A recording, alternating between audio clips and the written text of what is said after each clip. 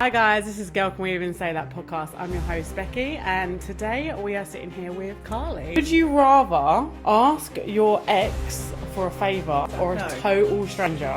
If anything, ask him for 16 grand first, right? What? Yeah. Fuck the ex. Yeah, totally. On our road, you ask any woman, you will always lose yourself when you have children. Someone said to me, right, there's this saying, and it says reason, season, and a lifetime. See, people come into your life for a reason, they're there for a season, or they're there for a lifetime. I've heard this. And it's I've so heard fucking this. powerful, Yeah. like, it's better to be able to count all your friends on one hand. Oh yeah. Than not be able to go, hey, I don't know where. Yeah. You know what I mean? Like, Quality over quantity. I do think that like every day is just a fucking struggle for anyone. Everyone has something. Everyone's going through something. Talking about childhood, going back to your childhood in Australia, what's the earliest memory that stands out for you? Before we dive into today's episode, I just want to remind you that we listen to someone's story, we're only hearing a glimpse, just pieces of a much bigger picture. These are powerful, defining moments, but they don't tell the whole story. So as you listen today, I invite you to hold space where we're not here to judge or pick apart. We're here to listen, to connect, and to honour someone's truth. Today, I'm sitting down with Carly. Her story is raw, emotional, and incredibly powerful. From a young age, she's carried trauma that most people could never imagine. And yet, she's still here, breaking cycles, finding strength, and raising two beautiful girls. I'm truly honoured that she's trusted me and all of us with her journey. Some of her story you may hear in your own story. I hope this conversation reminds you that you're not alone. In this episode, we are talking about childhood trauma, mental health, addiction, healing, and survival. These are sensitive topics, so please take care of yourself after listening. So, when was the first time you was offered drugs and took drugs? 13. I just smoked 13. weed.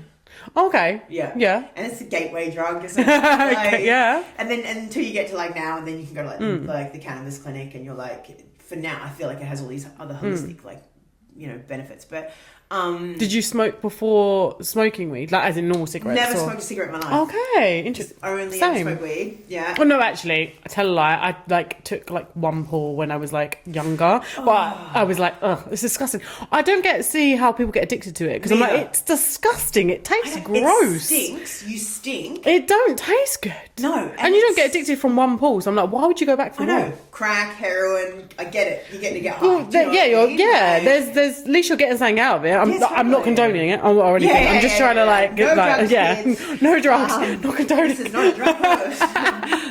This is anything. Don't take drugs, kids. Yeah, this is definitely. Yeah, I do like. I felt like when people were offering me things, obviously, like to go and smoke weed or whatever. But you're like, okay, these people want to hang out with me. No one else wants to hang out with me. They make me feel safe because I'm part of something. Yeah, because you're not getting that from home. No. And there you go. And then it's just, So when you done weed for the first time, was this become a regular thing after that? Or was that just, okay. Yeah. Always smoke weed. Okay. Yeah, always smoke weed. I thought that I would die smoking weed. Like, I would always, smoke until I died. And then, so from 13 to 29, I stopped when I met my husband because I was like, well, like I said, I was in a relationship. Yeah. And he was like a massive smoker. And like cigarettes? No, weed. Oh, weed. Okay. Yeah. To the point where like he would flip out if he couldn't have a smoke. Okay. And I just always find that really weird. I think get it together. But so stopped smoking when I met my husband because I was like, if I'm gonna leave him and do this, I need to have a clear head. Yeah. And stopped. Amazing. Yeah. So, with weed, what was the next drug after that Speed. you got offered? Oh, no, trips, I think. I think I got offered to take acid at 14. Really? Yeah, how bad is that for That's crazy. Brain? Like, I don't actually know much about acid, but it's you like trippy, like so you. It's what are they called? Psychedelic? Yeah, psychedelic. Yeah. But I have to say, right, in all my experiences, like in that pit, like through from say 15 to 25 or whatever. Yeah. I'm really grateful for being able to have those experiences because it opened my mind And, you know, like I saw things that maybe I probably wouldn't have seen if I was like sober. I don't know. Yeah. I feel like I've had some really almost like out of body experiences or an epiphany, you know. Yeah. Epiphanies. Yeah. Yeah. I've had epiphanies that have changed my life. And I feel grateful. Like I would never look back on that time and think, oh, you fucking idiot, you wasted your time. Yeah. Because I think as well with anything that we do, we try to like get the positive out of everything. Yeah. So I feel like it's like it shapes you, like whatever like happens to you, like whether it be bad, good, we learn from it, we adapt, we grow from it. Yeah. And I feel like with them experiences that you've gone through and everything that you've gone through in your life, you have grown from it, you've adapted to it. Don't you think it's a special kind of person that can grow from it? Because I've seen people that have been through shit and they still continue to be the same fucking assholes they were before. Yeah, you know definitely. what I mean? But I feel like that's kind of goes back to what we was like saying before, like as in some people will go through something or do something and then they just don't want to change, they don't want to break the cycle or the trauma, because the thing is it's not easy to, it's not going to be easy to break anything, it's work, and then some people just don't want to do the work. Getting sober is the hardest fucking I can only imagine, to be ever. honest with you. Like, oh, I can feel a lump in my throat because that's how hard it is. I hope we're all right to cry. Of course. But, yeah, getting sober is, you know, I watched this reel the other day and it said, what's the question? What was the hardest thing you've ever had to do in your life? And someone just turned around and went, being sober. Yeah. Because you're looking at life through, like, there's no...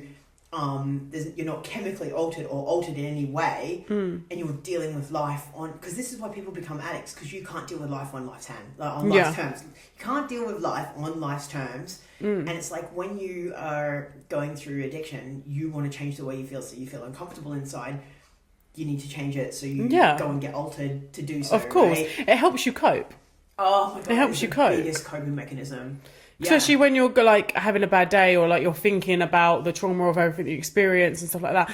Taking that is kind of like you're using that as the fix to help you cope with that trauma. But all it does is just make it 150 times worse. Yeah, of course. But then when you're in it, I can totally understand of why it's kind of like a quick fix almost. Like you think like it's going to help, and then once you've done it, and then after you think, okay, no, I've just took steps back. But once you're in it, you're not thinking about that. You're thinking, I can't cope with this right now. I need an outlet. I need to change the way I feel right now. Yeah. And then that's what it gives you.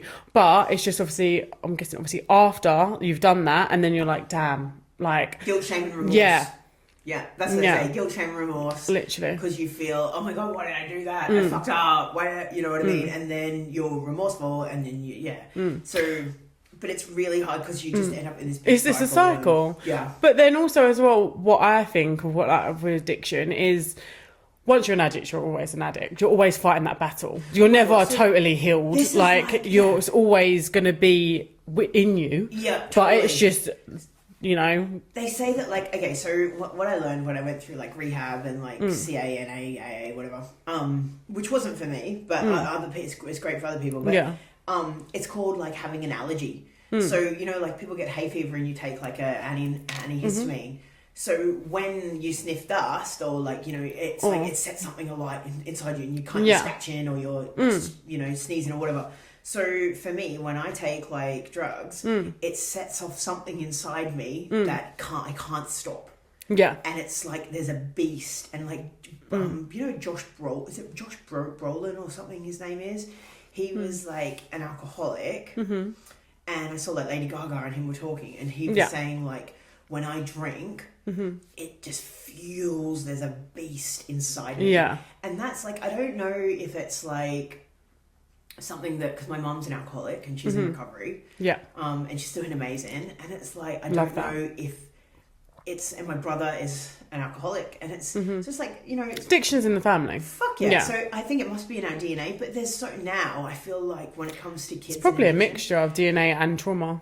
Totally, because my mum felt trauma, my brother felt trauma. Yeah. But now what I've noticed is like iPads and stuff, that's crack. Like what you've got in your hand, that's crack. 100%. Yeah, 100%. Right? Yeah. I pull the screens away from my kids, and where my kids are neurodiverse, it's not, we use it with them like after school or whatever, it's like a treat because that's their way of regulating. And I hate that they call it doom scrolling because I find that's a really derogatory name for your ADHD when you're suffering paralysis, which I get a lot. And you just kind of want to scroll because you want that quick hit of dopamine, you know? And yeah, of course. But now it's weird because kids today, I don't feel like kids, they're so clever and know how fucking bad drugs are for you. It's like their little brains, they've found these other crazy little things to go and get high from. Do you know what I mean? Like things like your oh, definitely. There's addiction in everything. Food, totally. like technology, yeah, totally. Like wanking or whatever. Yeah. Like, there's just,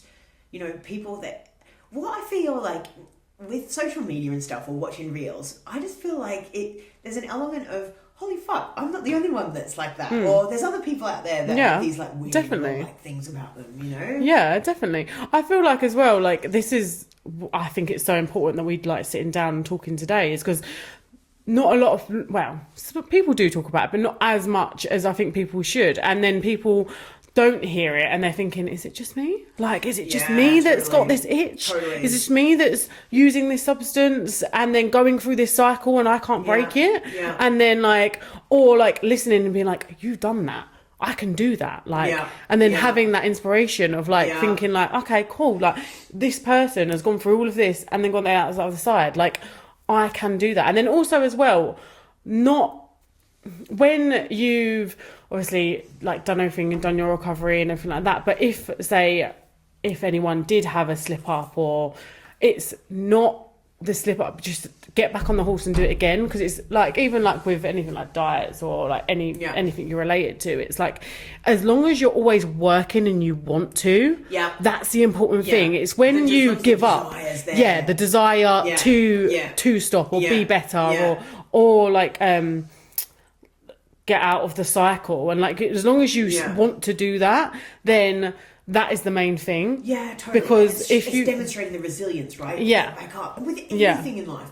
If you're going for a job, I used to go for jobs. And you kind of like, you get told no, that you don't get a job. And it's like the part that I feel would be overshadowed is the fact that this person has got back up and has been kicked to the curb. And you're like, no, I'm going to keep trying. I'm going to keep trying. Like, because if you don't, then you're just going to lay down and you're just going to die. Yeah. Do you know what I mean? Literally. But not many people, have resilience. Like, I feel like that's a real, like, that's a life skill. Or just water or that stuff. I feel like that's a real life skill, and it's not being installed in kids anymore. Yeah, no, definitely. When you was going through when you was younger with first experimenting with drugs and everything like that, did your family know or notice, or they did? Yeah, totally. But I feel like they were so absorbed in themselves, they didn't speak about it, or like, so again, in the height of my like drug addiction when I was younger, I remember like what was it? What was your meth? Okay, I would take crystal meth. What is that exactly? So it's like speed. Okay. And it's amphetamine. Is it you smoke it or? Yeah, you can smoke it, but you can inject it or. Oh, okay. There's loads of different ways. Okay. And what's the feeling? Euphoria. Okay. Like, so I injected it. Okay. Something I'm not proud of. But at the same time, I was around people that were doing that, and you legitimize behavior because you think that like, oh, everybody else is doing it, so it's okay. You know it's normal. It's normal. Yeah, totally. And it's okay because you're not doing it all the time. Love it. I'm only doing it occasionally. So then totally. you. And it was more like I was like interested. Do you know what I mean? It wasn't because there was peer pressure there. It was like I've always had a curious mind. Mm-hmm. So I would have like track marks down my arms, and I would have a jumper on. And it would be like 40 degrees, and I'd be trying to show my mum and dad. I'd be like, look at me, like, clearly I'm hiding something. I'm hiding something, like. And I just remember, like, I told my dad, and he'll be like, you'll be okay. Oh, you told him that you did it? Oh yeah, 100%. And okay. Knew, but my mum and dad both knew. Okay. And I just remember going to like coffee with my dad one morning, and I told him about it, and he was like, you'll be alright. And I'm like, what the fuck? Is that all you got? That was all you got? That was all I got. Wow. And like for me, if my kid come home with track marks in it, one, Yeah. I would fucking need an army to go find the people that like allowed that to happen to Yeah. her, and two, or showed her how to do that. Yeah. And two, like I would be putting her into the fucking priory and remortgaging the house so we can Yeah. pay for that. Do you know what I Yeah. mean? Like, And also having a conversation of like, I would know anyway before it got to that. yeah, point, you know? exactly. Like, Yeah. And then also just like, it made me feel very irrelevant. yeah. Like I didn't matter. I guess as well, like, it's kind of like not being seen this whole time anyway. And then this is just kind of adding to it. And then and then they're just like, yeah, you'll be okay. And they're not actually acknowledging it and But talking then to you. So I you're remember, thinking, like, my dad had this okay, this girlfriend is not as well, bad. and I fucking hate her still to this day. I feel like I'll send her this podcast just to tell her. Do you know what I mean? There's like about 5 people in life that when they die, I'll go dance on their grave. And I'm not a bitter person, but these are people that have like of destroyed course. me as a human being and or left me scars. So it's like I will dance on their fucking graves. But like her son, he was older than me, and I remember like one night, like he was sleeping on the floor of my room, and he tried to get me to touch his cock, and I was 9 or 8, probably like 9, and I told my dad, and my dad was like, "That didn't happen," and I'm like, how can you tell me something? You wasn't there. How can you tell me something that didn't happen? Clearly, he didn't want to. He didn't want to deal with it. Like, he didn't want to deal with it. because it would cause a fucking stir. And I think it's the same as when you confided in before about want to deal with he anything. didn't want to deal with it, so he was just like, "You'll be fine," and then that was it because he didn't want to deal with the situation. Yeah, totally. And like, if you know, if anyone did that to my kid, I would happily go and rot in a prison cell. Like, Yeah, you know of what course. I mean? Any normal parent, person would. totally. That's what you expect. Yeah. So yeah, like feeling. Did he tell his girlfriend? No. No. Nah, nothing like that. He grew up to be a meth head anyway, the kid that did it. So fuck him, he's probably toothless and like, I don't even know if he's still alive now. But yeah, I feel like, I actually spoke to somebody else about that and they were like, yeah, but that's what young boys do. And I'm like, what the fuck? No, No, young boys do that who are going to fucking grow up to be fucking sexual predators. Like... this brings us on to another thing. Do you know what? My biggest thing that that gets me so angry is when everyone's like teaching their little girls how to protect themselves and how to go through life. Why not tell a boy to keep his hands to his fucking Thank you. Yeah. Amen. Teach little boys not to be predators. Hear that? Keep your hands to yourself. Yeah. Don't touch anything. Exactly. It's not your place. Like, this is mine. Yes. That's hers. Yes. That's hers. Teach boys to keep their hands to themselves and to not be predators. We shouldn't be having to teach girls to protect themselves and cover up, or you don't want to do too much because the boys can't help themselves. No, teach the boys not to be a predator. The band Amyl and Sniffers, have you heard of them? They're from Australia. No, I haven't. So they're a punk band. But they're like an 80s punk band and they've got this girl front woman, right? And her name's Amy, and she is so, it gives me goosebumps, she's so powerful, she's little, and she'll come on stage and she's got like hot pants, you can see her ass hanging out, they're like zigzagged up, crossed up at the side. Yeah. She's got knee-high boots on, she's got a bikini top on. And she's like, she was saying how she'd go running and she had to have like chains in her hands. She was telling me about like crystal meth and the effects. Yeah. So back then, was that the only drug you was taking? Yeah. Or Yeah. Like a friend of mine was a heroin addict, and it just that was just never something that was my vibe, you know what I mean? But he's funny because he always says to me that was never my vibe, right? Yeah, he was like, nah, change you over. But yeah, I think it was more about, and sort of while I was trying to discover why I was going through addiction and why in later in life, like why this was something that was such a thing for me, was because then you start going down a rabbit hole because you're like, I need to know why my body is like this. Yeah. Why is my brain doing this? Why do I crave something that is a stimulant? Yeah. And like I found out there was something like 7 million undiagnosed ADHDers in the UK that like self-medicate on cocaine because it's another stimulant. Okay. In the UK. So when you get ADHD medication, it's a stimulant. It's fucking terrible. I don't like it. I thought, yeah, like that's, you know, my friends would always say to me, how can you take so many drugs and like and still be so normal when everyone else is like trying to chew their ear with their elbow. Do you know what I mean? And like, and yeah, just because obviously like I had ADHD and like a stimulant, like I could drink. I saw you like open a can of like Red Bull or whatever. It was. Yeah, I could drink that and then just go to sleep. Okay, yeah, it wouldn't affect you at all. Yeah, so yeah, different, like it's a stimulant. So, but yeah, what were we saying about? We'll go back to your question. Sorry. So I just asked with the crystal meth, like what the effects were to that, and then was there any other drugs that you were taking at the time, or was it just? I think then rave culture came in. Oh, okay. Showing my age. And I was always metalhead. So rave culture wasn't really a thing for me. And then obviously like someone's like, oh, I've got these fucking pills, these ecstasy tablets. And then, yeah, like on a club night or whatever, you start taking E's. But kind of that's like the next progression. Like all those sort of like acid, like in the 90s, acid, ecstasy. They're all psychedelics, right?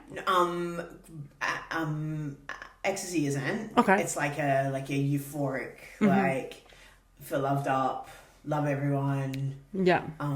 Party drug. I think took that before actually. I've took like a little like tablet thing. Yeah. I can't remember what it's called. MDMA?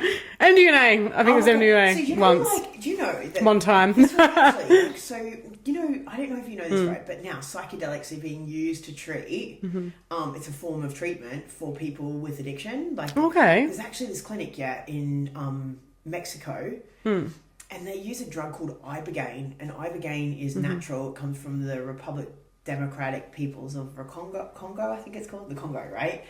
And it's like, it's a plant, and you take it like ayahuasca or whatever, and they reckon that it's actually like proven to cure heroin addiction. Yeah. And I love that. I love that they're looking at using these natural holistic remedies now to like, you know, to work with things like, but obviously, you know, that's a conversation for something. Yeah. That's a completely different one. Yeah. With everything that you've gone through with like addiction, do you openly talk about drugs with your girls, or are they a bit too young at the moment? No, they're a bit too young at the moment. How old, sorry, are your girls? 12 on Friday, 12 on Saturday, and 5. Yes, they're not even in secondary school yet. So they're not even they're kind of like, I'm not open about who I am.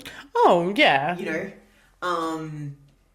I think that they would probably just know anyway. But at the same time, I feel like their drugs are different to what our drugs were when we were kids. Yeah, you know what I mean? Yeah, of course. But open with them about everything and anything, like, say, periods. Because when girls have their period, like when I was growing up, you didn't talk about it. Like, yeah, of course. And my period used to be so heavy. And, like, I can remember, like, ringing my mum, like, on my period, like, the first time when I was at school. And I can remember ringing my mum. And my mum and my relationship has been really, like, hit and miss. We didn't talk for a long time. It's, like, 7 years or something. And so it's really good now. But I can remember her, she was obviously going through her own shit. But I can remember ringing her from school and her being like, well, I can't get you every time you got your fucking period. And, like, for my girls... You're there. Like, well, when you have kids, there's no such thing as privacy anymore. Yeah, so of course. You can't do a poo without my dog being in the toilet with me, the kids being in there, my husband being in there. And, you know, like, if we're, like, getting a pad or whatever, I'll say, oh, babe, can you just grab one pad, like, off the windowsill? And, you know, it's not, there's no taboo. It's just normal. It's, you don't need to feel uncomfortable about this. Yeah. Like, and I feel like that's, in parenting, that's my biggest game changer, is that I'm challenging talking about stuff. Like, my husband and I were talking about when our oldest gets to be to the age where she's going to start to sneak out or whatever. Like alcohol and all the teenage. Like, if I was never allowed to have people around our house, right? We had this pool. The neighbours weren't allowed to play with us anyway because our parents broke up and we were like the menaces of the neighbourhood. But, you know, the fact that I wasn't allowed to have people over, so for my kids, I'm like, I would rather, we've got a pinball machine, and it takes up so much space in my house, and I always say to my husband, we'll keep it, because when our kids are like teenagers, they will want to bring their mates around on a cold night, they can play pinball in the house. And you kind of like see what the friends' vibe and what they're saying, and like what sort of people they are. Yeah, exactly. 100%, right? So the best way to do that is to be watching them in my house. Yeah. And give them free reign. Definitely. Yeah. So, you know, even as a young kid, and this is not in like, you know, child abuse vibes, but like my husband would always say to the kids, oh, do you want some beer? The kids call it beard. Right? And because it's always offered, they will never take it. They don't like the taste. What kid likes to taste the beer anyway? No kid. The fact that like it's there and you're offered. Yeah. They feel comfortable you to don't then need to run away and get as fucked as you. So in Australia, you buy, it's called a cask of wine. It's 4 litres of wine. It comes in a box. And it's in like this inflatable bag that you go like that. And it's like, I don't know, I think you might be able to get them here. So, you know, by the time I was out, like, hanging out with people who are old enough to be buying booze, you know, you'd be drinking, like, 4 litre, like, between all of you, you'd have, like, this 4 litre bottle of, like, cask wine, and it's the most shit wine ever. And it gets you the most fucked, so you're going to get into the most trouble because, or put yourself in a position to get yourself in trouble because you're just laying there and you're fucked. And it's just like, all those taboos, my kids will never need... There's no taboo at home. Because that's the thing. That's exactly what you're doing. You're breaking the trauma. You're breaking the cycle. You're opening up so they can talk to you, feel comfortable talking to you. I'm so glad you said that. You are like, you're an amazing mum. To me the other day, and I was like, I felt really like a little bit uplifted after I saw this. You said to me about generational trauma before I said it. I was like, fuck yes, because we're on the same page. Yeah, totally. Because generational trauma is a fucking vibe. And the last thing I want to do is I've got these little fresh slates that don't need to fucking inherit my shit. Yeah. You know, in their little lives, like go and make your own shit to fucking carry. Make your own shit to carry. Do you know what I mean? Definitely. Yeah. It's really fucking hard, Becky. Like, it's really hard because I'm always questioning, did I do the right thing? Are we doing the right thing? Am I a good mum? Why did I have kids? Because you're a great mum. Like let's just put that out there right now. You're a great mum. You are. Like everything that you're doing for them girls, all the open talks, they can come and they can talk to you, they can like confide in you. Like you are breaking it. You are breaking that trauma that you've been through. You're not pushing that on them. But then also because you have gone through that, like you said, they are going to go through stuff in their life and you're going to want to protect them, but also they're going to go probably through their own traumas, maybe in relationships or for work, or they you know, we go through stuff even like if you're not kind of like your trauma on them, but like they're gonna go for their own, like it's life. My little girl, like my oldest girl, she's got really badly bullied at school. Exactly, she's already going through, but that's not you. That's obviously something that she's just happened. Exactly. But because you've been through everything that you've been through, you're the perfect person that she can come to and that she can speak to and that can help her through it. And that's what you're doing. The hardest part though is when you're trying to like help someone, help your kids through, is not wanting to go and kill someone, like, because you're like, please don't hurt my kids. You know what I mean? Don't go there. Don't hurt my kids. Not violent. But yeah, you know, being really aware of that. But what I think as well is that other people from our generation, everyone's got. I feel like our parents fucked up. And they know they fucked up. We know they fucked up. And we're trying to rectify the damages that they fucked up. So we're going to put it on our kids. Do you know what I mean? So it's like you got a generation of fucking people who are fucked up and trying to raise normal fucking kids, you know? Literally. So, but I do feel as well, kind of, I've had a lot of resistance or people been like, look at you. How, like, you know, they look at me and think the way that I am. That, you know, I don't know, I had someone say to me once in the queue at school, lining up to get the kids from school, someone said to me, oh, I wouldn't want to meet you in a dark alley. And I thought, that's very like judgmental and like judging on someone's like appearance and stuff like that. And I thought, bitch, do you know what? If you were fucking in trouble, I would be the one taking a beating so you can run off, because that's the kind of person that I am, you know? But the same week, like that was on the Friday, and then half an hour later the school newsletter comes out and my kids won like the kindness award for the school. So I feel like the more kind of maybe sometimes the more broad-minded you are, the better you are at having well-rounded children. 100%. Because the people that I find that are judgmental, their kids are fucking assholes. Because they're just like them. You know? Thank you so much for your honesty, your Thank courage, you. No, everything. Thank you for giving me the platform. Okay, we're going to go on to the next segment. I'm going to uplift it a little bit more, keep it a little bit light-hearted. I've picked out Am I the Arsehole story. Oh, yeah. But it's a little bit light-hearted, so, you know, obviously we've just spoke about some heavy stuff. So, you know, I'm going to uplift it a little bit. Have a little breather. A little breather. Uplift it a bit.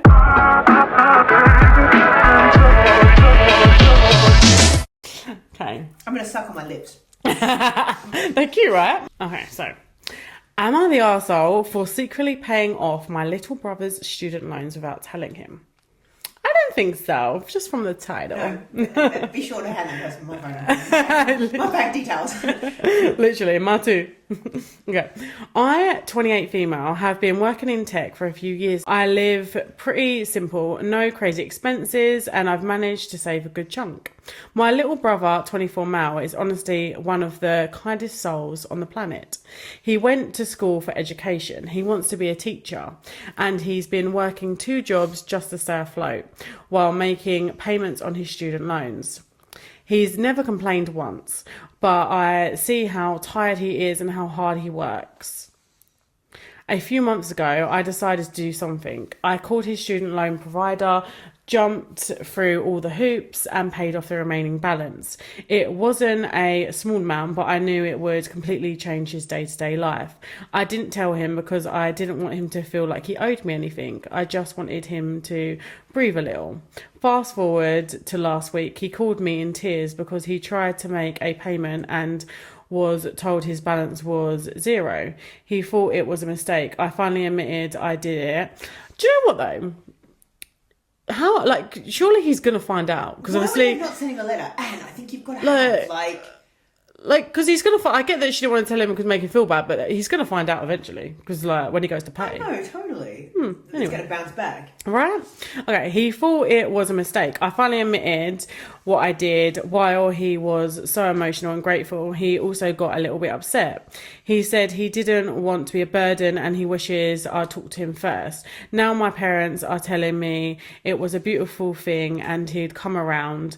But a couple of his friends think I robbed him of the experience of doing it himself. I truly didn't mean to do this. I just wanted to help him out.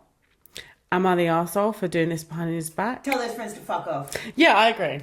They're only jealous. Like, They're only jealous. right? 100%, Like, that is 100%. so, like, that weight that was obviously must have been lifted when he found that out. Like, Yeah. because personally, I haven't had student loans. I never went to uni, but like, I can imagine. Like, yeah. Labour government, we need like free students. Yeah, no one should be like. This is the weird thing. Yeah, is how can you have such debt for people who are going to like run the country like for tomorrow? Do you know what I mean? Sorry, yeah. Yeah, no. It really does my crust in. Like, yeah, it's crazy, isn't it? Have student debt if you're trying to gain education to further yourself, because then by that person furthering themselves generally is going to have some sort of like input on the economy. So it's yeah. It's crazy, isn't it? Yeah. Like, the education system's just kind of messed up, though, to be honest, isn't it? Oh my god. Okay, part 3. Yeah. Part 3. Education system, literally. It's antiquated and it is not fit for purpose anymore. And it is not, like we were saying earlier, like you've got, okay, so this is what I noticed, right? At school, you have more neurodiverse than what you do neurotypical, and the school system is not. Yeah, part 3 on that. Yeah, but yeah, that's a whole other topic. Tell that person should just tell their friends to just fuck off. Yeah, and go, how lucky am I that my sister's literally made it done. That she can do that. Let's celebrate her. And also, I'm sure, like when he is at the other when he start earning, he's when that bitch lovely is, for when her. that bitch is paying a mortgage, then he's taking his sister. Do you know what I mean? Okay, so now we've got a dilemma. Okay. So someone needs a little bit of advice on this one. Okay. Would I be wrong for choosing to spend Christmas with my elderly neighbour instead of flying home to see my family? I, 26 female, have always flown home to see my family during the holidays. We're really close and Christmas is kind of a big deal in our household, but this year things are a little different. My next door neighbour, Mr. Jenkins, oh that's so cute, sorry that name's cute, 84 male, is a widower who's been living alone since his wife passed away 2 years ago. He's the sweetest old man, always watering everyone's plants when they're away, leaving little handwritten notes for people on the holidays, and giving out full-size candy bars on Halloween. We've gotten pretty close since I moved in last year. Last week, he shyly mentioned that it will be his first Christmas completely alone. His daughter moved overseas and none of his extended family can make it. I could see how hard it was for him to admit. Here's my dilemma. I already bought my plane ticket to see my family. Take Mr. J with you. Take him with you. But a big part of me wants to stay and spend Christmas with Mr. Jenkins instead. I know my family will understand, but I'm worried they'll still be a bit hurt. My mum cried when I told her I was considering staying. She said it's beautiful that what I'm doing, but Christmas won't be the same without me. I'm torn. I feel like no matter what I choose, someone's going to be disappointed. But I also feel like the small act of kindness could mean the world to Mr. Jenkins. Mr. J might not last till next Christmas. Yeah, I think so. And if you're happy to do it and that this is something that you want to do, I think, totally, 100%. Totally. Absolutely. Mr. Jenkins, it could be fun. Play a little bit of Scrabble. No, Mr. Jenkins might have some massive amount of cash sitting in the loft. There's no one to give it to. You never know, that could be the case. Oh, Mr. J. They're cool, right? They've got Yeah. They care. They've seen everything. They've done everything. Like my nan, she's like 87, yeah? And this gay vote happened in Australia for gay marriage. And I rang her up and I'm like, hey, what do you reckon about the vote? And she was like, no, it's not right. I just thought, I'm completely like a pride flag waver, right? Loud and proud. But at the same time, I was like, fuck it, this bitch is so old. It's just, it doesn't matter. Nothing's going to change my opinion for her. Do you know? Nothing I'll tell her will change her opinion. Do you know what I mean? So it's just like, but things that she talks to me about, like my nan, yeah, she used to make, like, probably like Mr. Jenkins, I bet he had some cool job. My nan used to make shoes for Clarks. That is so cool. Right?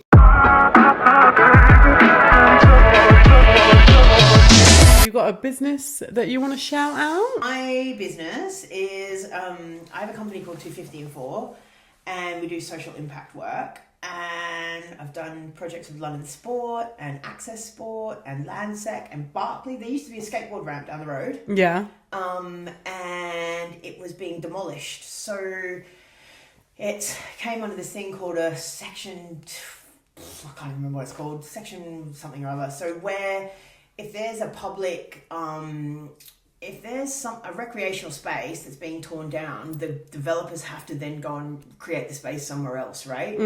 So yeah, there was a skateboard ramp down the road and I had all the ramp and the wood housed by Lewisham Council. But at the same time, while we were doing that, there used to be a big skate park at Sutcliffe Park and they were demolishing it and they got 14 grand's worth of wood for free and made a new skate park in Peckham. That's amazing. So we can get like kids who are either socially, economically like disadvantaged and they can come and skate for free. Love.